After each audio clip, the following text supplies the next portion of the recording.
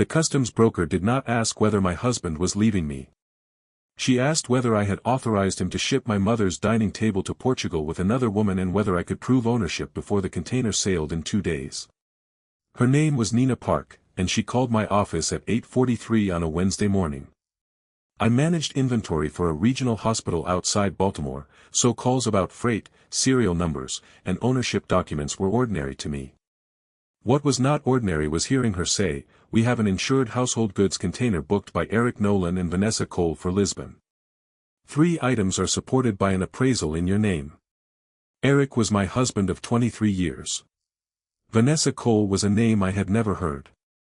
The table had been in our dining room until 6 weeks earlier, when Eric said a veterans housing charity had accepted it along with my mother's cedar chest and a set of walnut-side chairs. I had agreed to donate the chairs. I had not agreed to donate the table or the chest. Eric told me the charity's warehouse was short-staffed and offered to handle the pickup himself. Now a customs broker in Norfolk was looking at a marine insurance schedule that described all 3 pieces as family furnishings for permanent relocation. I asked Nina not to tell me anything she was not permitted to disclose. She said the insurer had flagged the appraisal because the owner's name did not match either shipper.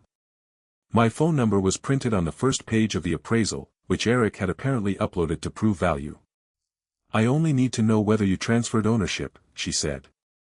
"I did not." "Then I'm placing those line items on hold while our claims team contacts you. I cannot cancel the rest of the shipment on your instruction." Her precision steadied me.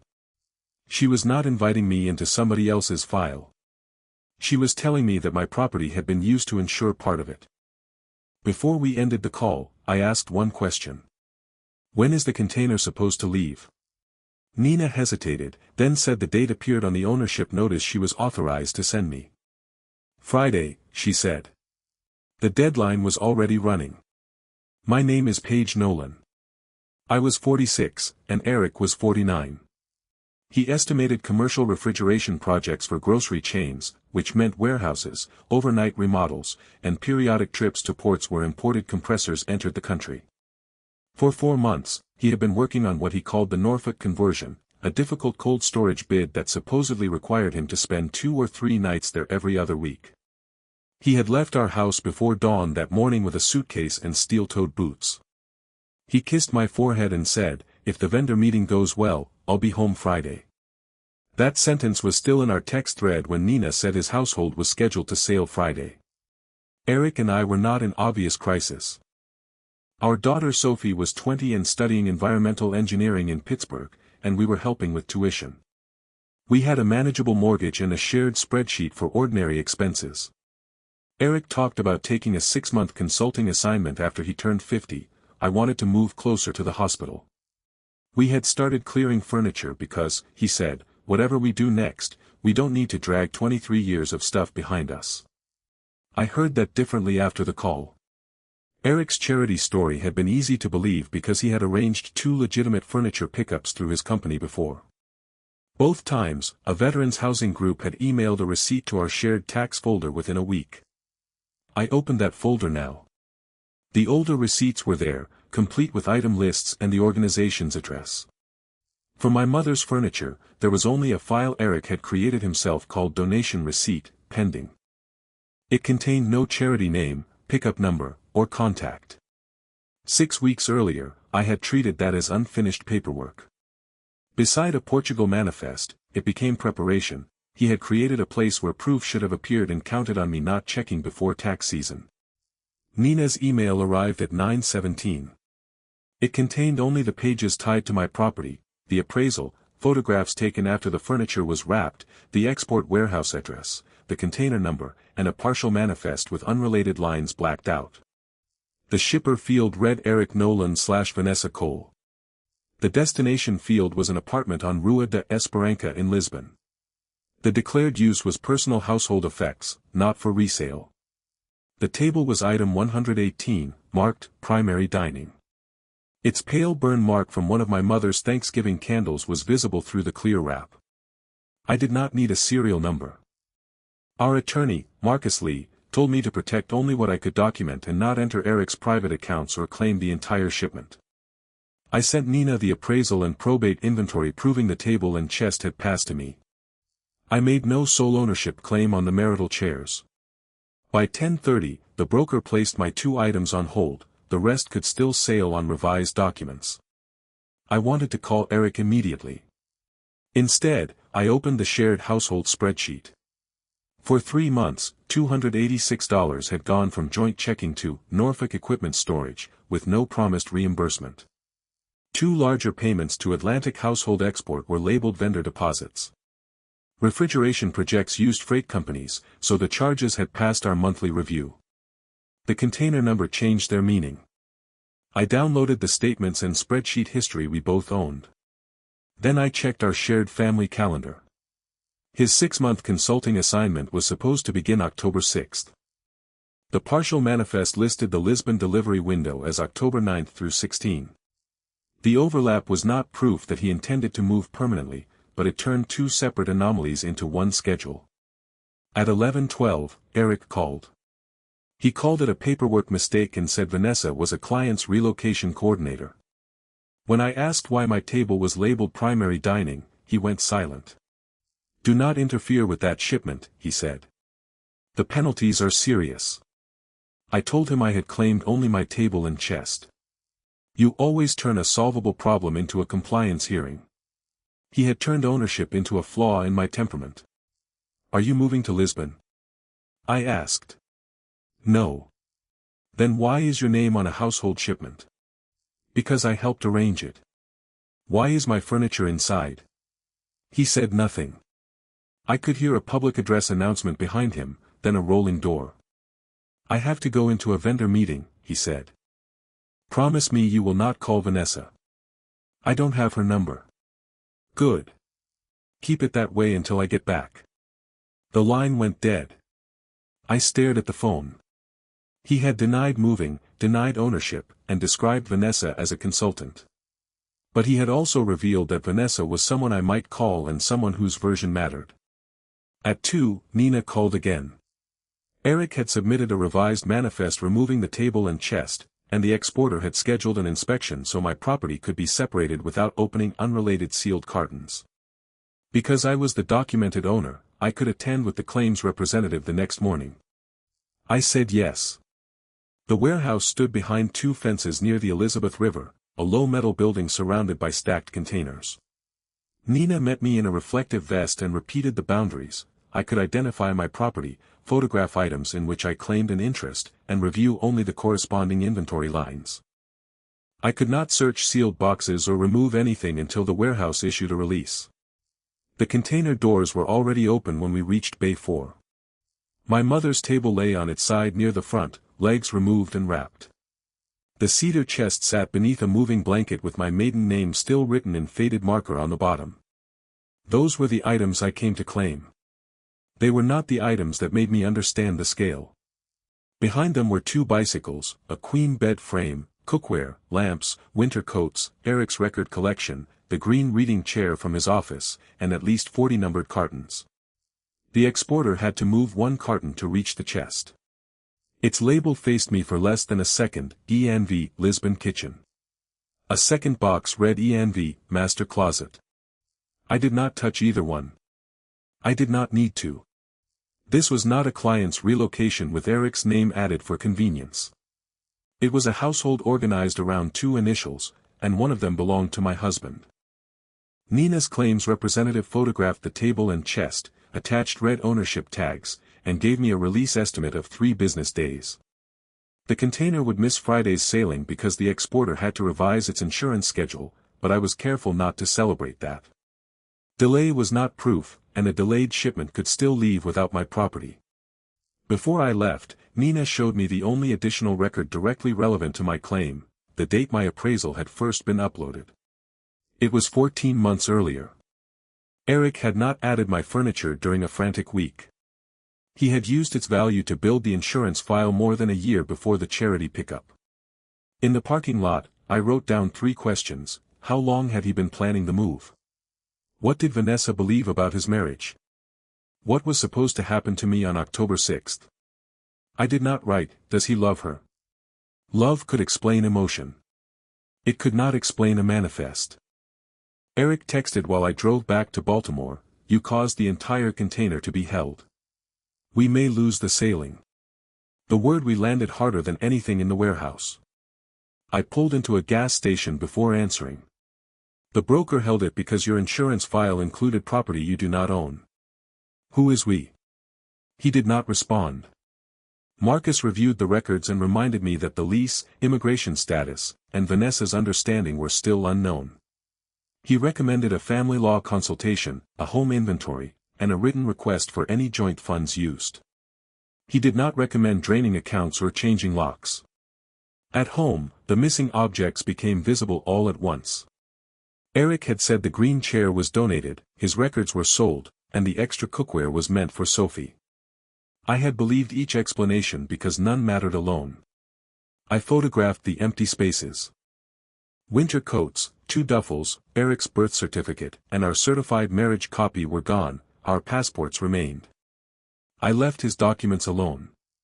I emailed Eric one sentence: "Please confirm whether you removed our certified marriage record and whether it is part of the shipment." His reply came 40 minutes later: "I needed documents for the consulting visa process. Stop creating drama in writing." It was the first time he admitted there was a visa. I wrote back, "Which country and what status did you represent?" He did not answer. Sophie called that evening to ask whether her father's Norfolk trip was going badly. Eric had texted her that I was upset about a charity donation and might be a little intense for a few days.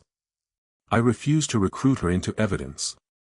"Your father and I have discovered a serious disagreement about property and future plans," I said.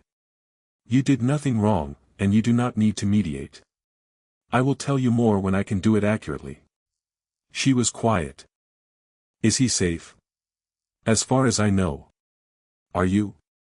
The question almost broke me. "Yes. I have a lawyer helping me protect the house and accounts." She asked whether she should come home. I told her to stay for her lab and call either of us if she wanted. After we hung up, I added one more stake to my list: Eric had begun shaping our daughter's understanding before he had told me the truth. The next morning, Vanessa Cole emailed me. Her subject line was, "Please stop the claim." She wrote that she and Eric had a valid lease, prepaid movers, and a time-sensitive residency consultation. She said my furniture had been included because Eric believed he had authority to dispose of household goods during our long-completed separation. Then she wrote, "I understand this is emotional, but your divorce delay should not destroy our move." I read the sentence twice. Vanessa knew I existed. She believed our marriage had ended. That made her neither a stranger nor a simple accomplice. I replied with 4 facts and no accusation: Eric and I still live together, no divorce had been filed or discussed, we shared a mortgage and household account, he had kissed me goodbye that Wednesday while presenting the Norfolk trip as a refrigeration project. I attached nothing. I ended with, "The ownership claim concerns property inherited from my mother. Questions about the rest of your shipment belong with Eric and your exporter." Vanessa called within 5 minutes. I let it go to voicemail. Her message lasted 23 seconds. "Paige, I was told you had been separated inside the house since 2021 and stayed legally married for your daughter's tuition and insurance. He said October was when the paperwork would finally be filed. If that is false, I need to know, but I am not discussing this by voicemail." I called Marcus. He said I could speak about my own marriage, but I should avoid trading private documents or making promises about Vanessa's losses. We arranged a video call with him present. Vanessa joined from a bright office with framed maps behind her. She was 45, a corporate travel planner, and had known Eric for 5 years. They met when her firm coordinated technicians for a grocery chain project. Their relationship became physical 3 years earlier. Eric told her that our marriage had been functionally over since 2021, that we used separate bedrooms, and that I knew he planned to leave after Sophie finished her first year of college. Vanessa had never been inside our house. She had seen Eric in Norfolk, Richmond, Philadelphia, and twice in Portugal. She believed his nights at home were an arrangement he tolerated to preserve tuition and health insurance. "He said you did not want a public divorce until your mother's estate closed," she said. My mother's estate had closed in 2020. Did he tell you the table was mine? I asked. He said it was his family table and you wanted it gone. Vanessa pressed her lips together. I chose the apartment because the dining room would fit it. That detail hurt, but it also changed her voice. The table was no longer cargo to her. It had a history Eric had edited. Vanessa said they had signed a 12-month Lisbon lease beginning October 1st and paid the required rent and deposit. She had applied to work remotely. Eric had scheduled a residency consultation but had received no visa. They planned to proceed only if council confirmed a lawful route. The move was real, but approval was not guaranteed. The October 6th consulting assignment was the date Eric told Vanessa he would leave our house. I asked what he expected me to believe after 6 months. Vanessa said he planned to tell me the assignment had become permanent and handle the divorce from overseas. He said distance would keep you from making Sophie choose sides, she said. Eric had turned abandonment into consideration. Marcus asked whether Vanessa knew the shipment included items removed from our home. She said Eric described them as his belongings and family donations. She paid the exporter directly for half the cost and had invoices. Marcus told her to preserve them for her own counsel. When the call ended, Vanessa said, I am not asking you to believe I am innocent. I knew he was married. I believed the marriage was over. It was not over, I said. I'm not deciding whether he loved you. I'm telling you the separation he described never happened. Vanessa looked away. Then he lied about the one fact I thought I understood. That afternoon, Vanessa withdrew her authorization for the container to sail under the joint booking until the exporter separated ownership and costs. She did that for herself, not for me.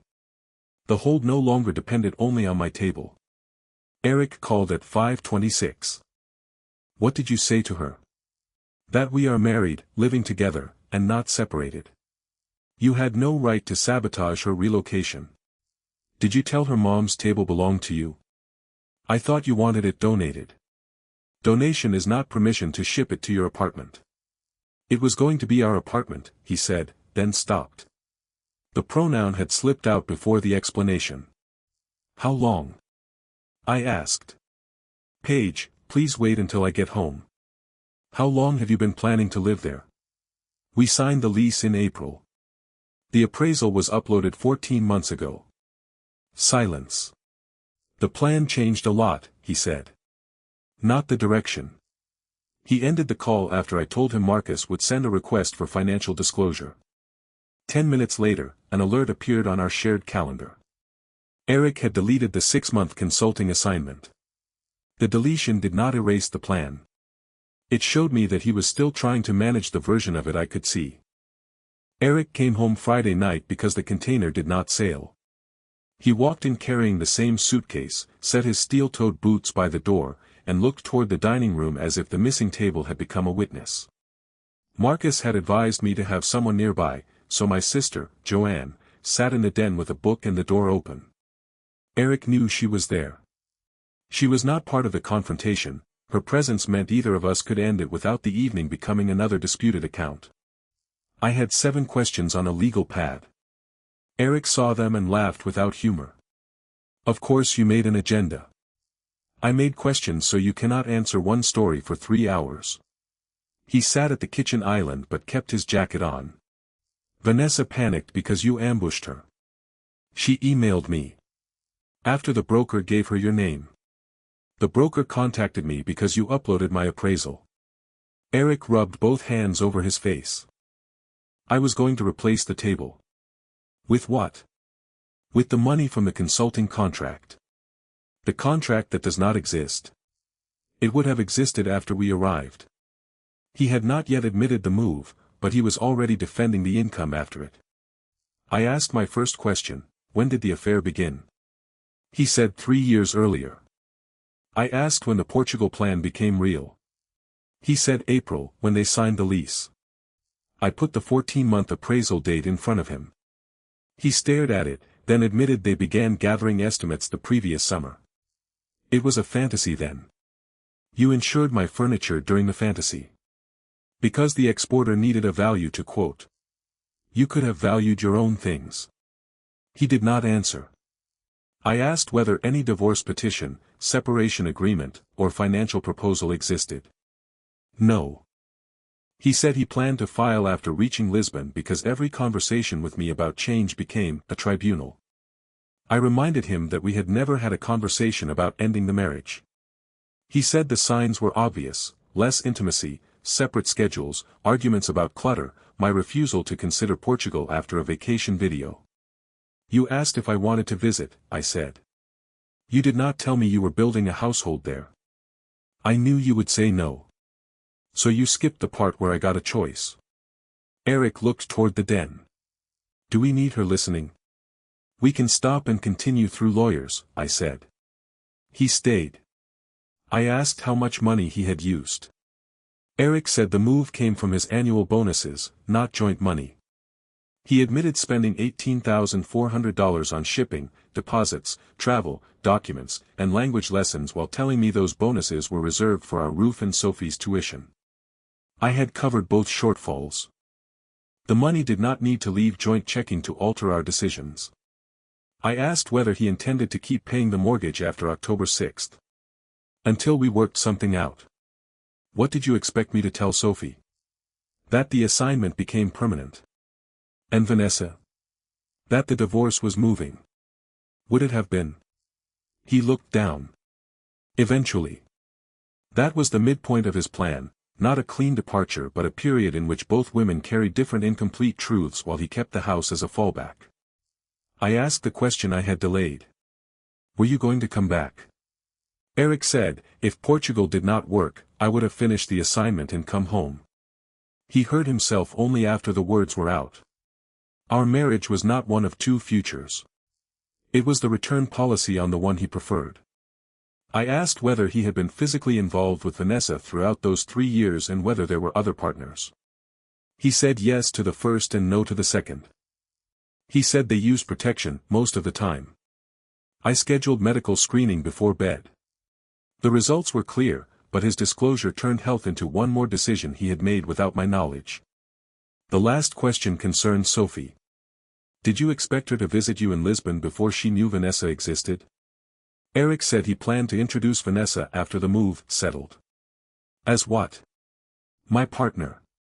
While I was still telling her you were on a refrigeration assignment. He stood up then. You are arranging every answer to make me sound monstrous. I am asking what you planned. He walked to the sink, gripped the counter, and said he had felt invisible for years.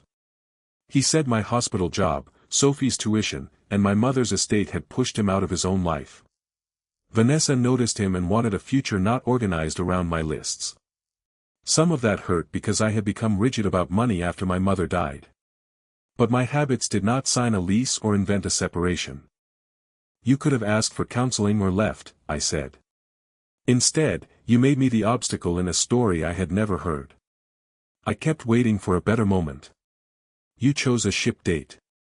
I said 23 years were exactly why he owed me a decision I could see. I am not deciding the divorce tonight, I said. I am deciding that you cannot stay here while you keep editing the plan. The house belonged to both of us, so I did not order him out. Eric agreed to stay with his brother for 2 weeks while our lawyers drafted a temporary arrangement. He took clothes, medication, and his work laptop. He did not remove documents or furniture. Joanne watched from the hallway only when he carried the suitcase out. At the door he said, "You already got what you wanted. The shipment is dead. I wanted my marriage to be the one I was living in." He left without answering. The warehouse released my table and chest after Eric disclaimed any right to ship them.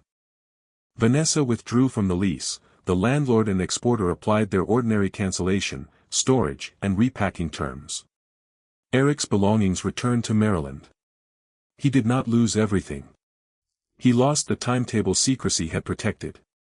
Family lawyer Ellen Torres documented the accounts, invoices, and missing property, then warned that deception did not automatically award me the house or retirement. I separated my paycheck while leaving agreed joint bills funded. I also started therapy after catching myself checking the driveway camera whenever a car slowed outside. We told Sophie together on a video call 1 week later. Eric wanted to say only that we were reconsidering the marriage. I said she needed one bounded truth so she would not blame herself or expect him home after the fictional assignment.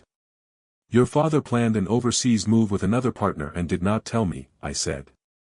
We are living separately while we handle it. You do not have to choose a parent, and your tuition plan is protected for this semester. Sophie stared at Eric. Were you going to tell me before you left? He said, I thought I had more time. You had a ship date, she said. It was the same sentence I had used, but it sounded different from our daughter. Eric began to explain that adult relationships were complicated. Sophie interrupted. Complicated is not the same as secret. Then she asked for a few days without calls from either of us.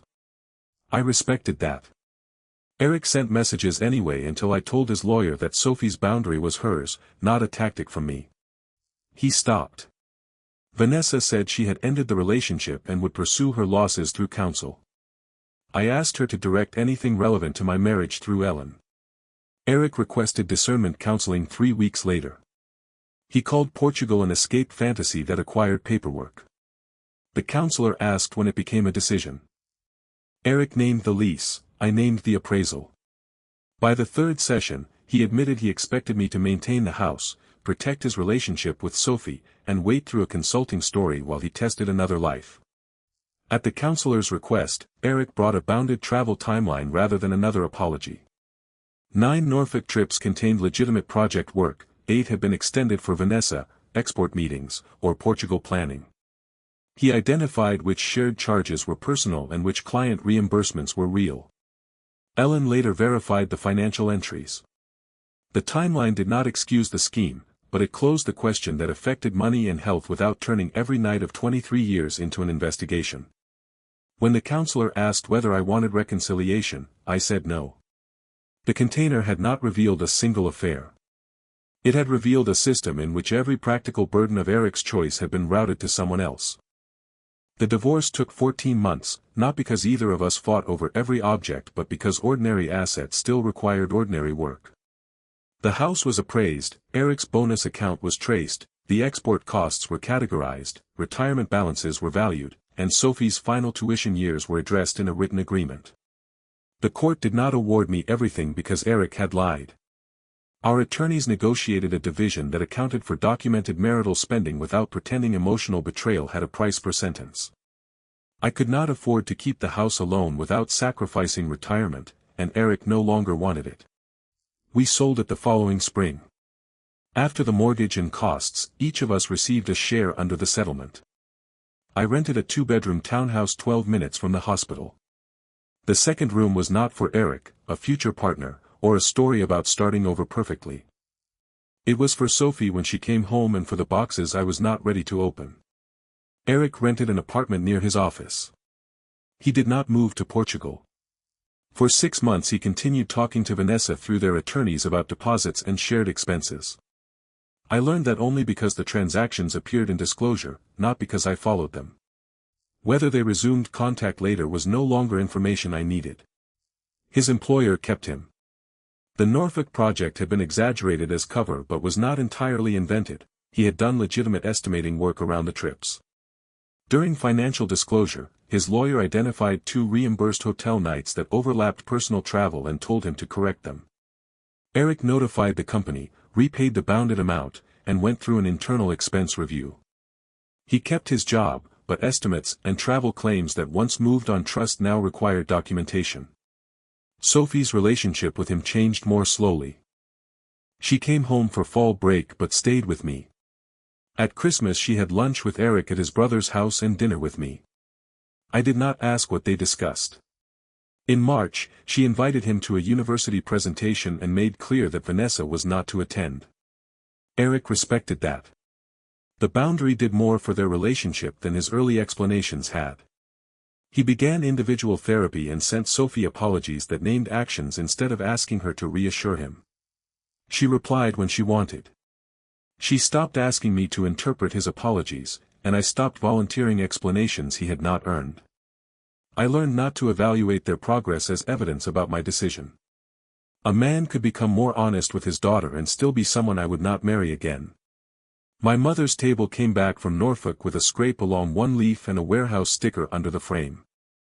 The insurer paid for a conservator to repair the scrape because the damage occurred while the ownership claim was pending. I kept the sticker. Not as a trophy and not because I wanted the container number in my house forever. I kept it because removing every mark would have turned restoration into denial. The cedar chest came back intact. Inside were quilts, letters, and a chipped blue bowl my mother used for peaches. Eric had not opened it before shipping. That fact brought relief and anger at once. He had not violated the contents. He had treated the whole closed history as an object he could assign to another address. The table was too large for my townhouse dining area. For 2 months it stood with one leaf removed and boxes stacked beneath it. Joanne suggested I sell it. Sophie said she might want it someday but had no place for it. I considered storing it, then realized I had spent enough money preserving objects for hypothetical futures. I hired a carpenter to shorten the support rail so the table could function safely with its smallest leaf. The work reduced its resale value. It increased its usefulness to me. That choice became a quiet measure of recovery. Value did not have to mean keeping something in the form another person had selected. My work at the hospital changed too. I had always been good at tracing equipment from purchase order to patient floor, but after the container I became impatient with incomplete custody notes. My director noticed and asked whether I was treating every missing infusion pump like a personal betrayal. The question embarrassed me because it was accurate. I took a week off, delegated a reconciliation project, and stopped using professional vigilance to avoid private grief. When I returned, I proposed a clearer transfer protocol based on ordinary risk, not suspicion. It was approved after a trial. I did not tell anyone it began with a dining table in an export warehouse. The lesson was useful without making my coworkers carry the story. Eric wrote me a letter after the decree. He said he had spent months explaining Portugal as something our marriage caused because that story let him feel acted upon. He admitted the plan survived only because he divided information. Vanessa knew he was married but not that the marriage was active. I knew he wanted consulting work but not that he had signed a lease. Sophie knew he might travel but not that he planned to introduce another partner after leaving. I called each omission kindness, he wrote. It was control. The letter did not ask me back.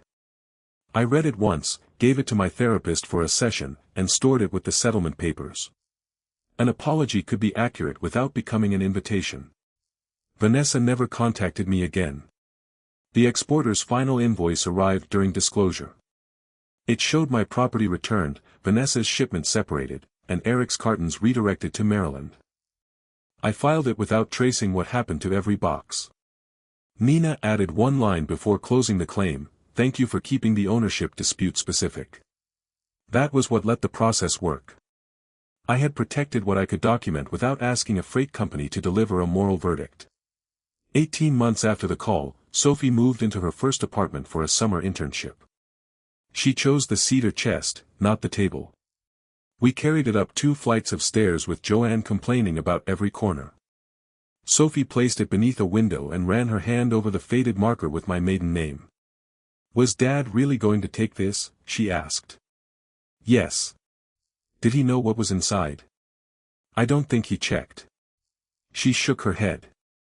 "That almost makes it worse." "It made it different," I said. I had stopped ranking every injury. Eric arrived later with a desk Sophie had asked him to bring. We were in the same room for 12 minutes. He said hello, asked where she wanted the desk, and did not use the delivery as a reason to talk privately. Before leaving, he looked at the cedar chest. His face changed, but he said nothing. Restraint did not repair the marriage. It showed he had finally learned that recognition did not entitle him to enter every space. That fall, I invited 4 friends and Joanne to dinner at the shortened table. For most of the evening, nobody mentioned Eric, Portugal, or the warehouse sticker hidden under the frame. We ate pasta, argued about a hospital parking proposal, and laughed when one repaired chair wobbled. Halfway through dessert, I noticed every person I had expected was sitting in the chair I had set for them. The fact required no second version. After everyone left, I wiped the table and found a pale candle burn near the center leaf. My mother had made it 30 years earlier. Eric had wrapped it, insured it, and assigned it to a room in Lisbon. None of that changed where the mark came from. I could acknowledge the route without surrendering the object to it. The next morning, a moving company called about 2 empty cartons I had left in storage. The dispatcher asked for the destination address. For a second, the question carried the weight of the broker's first call. Then it became what it was, a request for instructions. I gave her one address: mine. There was no second household hidden behind it, no future being tested at somebody else's expense, and no person waiting to learn what life had been chosen for her. The container had been built from dozens of numbered objects, but the betrayal was never really about furniture. It was about Eric believing he could route every person around his decision and call the distance kindness. My life after him was smaller than the one we had planned and more expensive than I wanted. It was also the first future in years whose destination I had been allowed to name.